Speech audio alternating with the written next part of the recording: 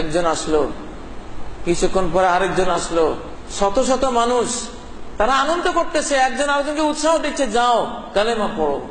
আস্তে আস্তে দেখলাম 10 জন হয়ে গেল, কিছুক্ষণ পরে দেখলাম 12 জন, তারপরে দেখলাম 14 জন, 15 জন, 16 জন। যিনি আলেম সাহেব উনি আল্লাহু আকবার তাকবীর দিচ্ছেন, আর 15-16 জন তারা কালেমা পড়ার জন্য রেডি।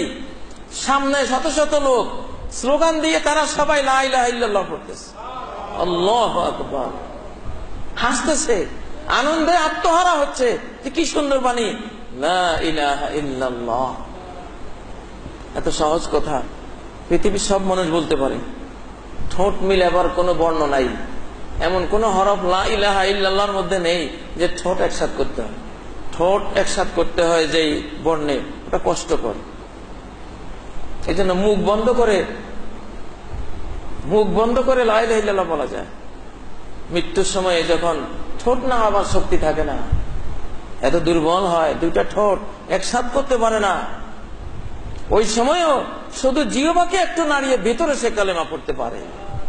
মান ক্বালা লা ইলাহা ইল্লাল্লাহ দাখালাল জান্নাহ, যে লা ইলাহা ইল্লাল্লাহ বলবে সে জান্নাতে যাবে। মান কানা আখিরু কালামিহি লা ইলাহা ইল্লাল্লাহ দাখালাল জান্নাহ, যার শেষ কথা হবে লা ইলাহা ইল্লাল্লাহ সে জান্নাতে যাবে। আর শেষ কথা যদি গান বাজনা হয়, সারেগামা বাদা নিশা হয়, বন্ধুরে আমি তোমায় ভালোবাসি, এগুলি হয়, কোথায় যাবে? আমাদের এই ব্রেইন, এই হার্ট, এই অন্তর, এগুলি সিডি, এগুলি সবকিছুকে রেকর্ড করে রাখছে, হার্ড ডিস্ক। জীবনে যা করবেন মৃত্যুর সময় সেটা অন হয়ে যাবে, মৃত্যুর সময় চালু করা হবে। এখানে যদি কোরআন রেকর্ড থাকে, লা ইলাহা ইল্লাল্লাহ রেকর্ড করা থাকে, মৃত্যুর সময় এটাই বাজবে। আর এখানে যদি গান বাজনা রেকর্ড করা থাকে, শুধু গান আর গান, দুনিয়ার কোন চ্যানেলে কোন গান, মোবাইলে শত শত হাজার হাজার গান, কানের মধ্যে আইফোন লাগিয়ে আজকে তরুণরা কি শুনে? কোরআন শুনে। হাজারের মধ্যে 999 তরুণ যাদের কানে আইফোন লাগানো, রেল লাইন দিয়ে হাঁটতেছে, খোঁজ খবর নাই, পিছন থেকে ট্রেন এসে নিচে ফেলে জীবনটা নিয়ে নিল। গান শুনতে শুনতে কাফেরের মরণ মরল, অপরাধীর মরণ মরল, দুই কানে আইফোন লাগিয়ে খোঁজ খবরে নেই যে পিছনে ট্রাক আসছে। উনি আছে গানের জগতে।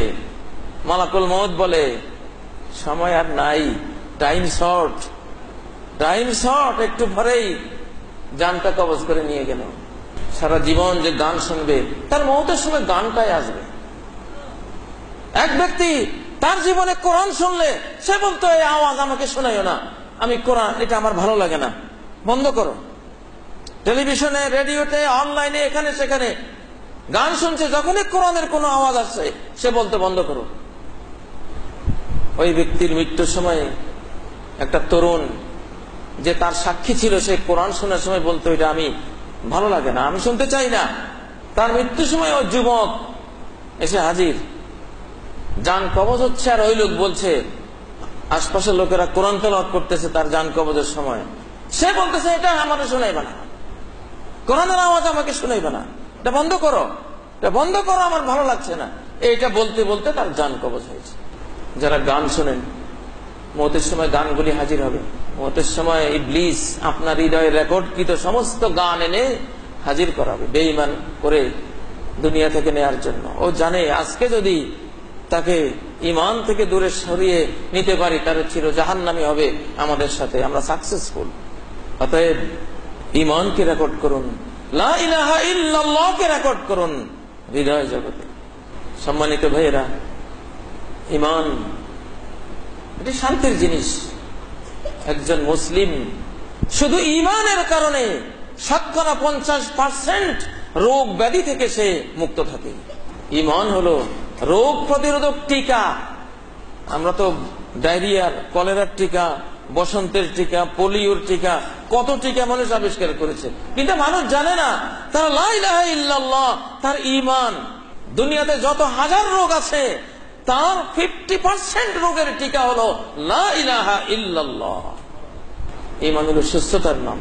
ডক্টর খালুক নূর বাকি তার বই আল ইনসান ওয়া মুজিজাতুল হায়াত, মানুষ এবং তার অলৌকিক জীবন, এই বইতে তিনি প্রমাণ করেছেন একজন মুসলিম, একজন মুমিন শুধু তার ঈমানের কারণে 50%, 50% রোগ ব্যাধি, ক্যান্সার, আলসার, আলঝাইমার ইত্যাদি থেকে আল্লাহ তাকে সেভ করেন।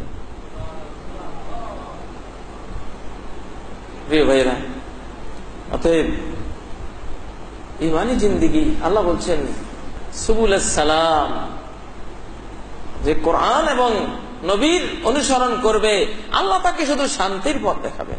মসজিদে ঢুকলে কত শান্তি, কত শান্তি। প্রিয় ভাইরা,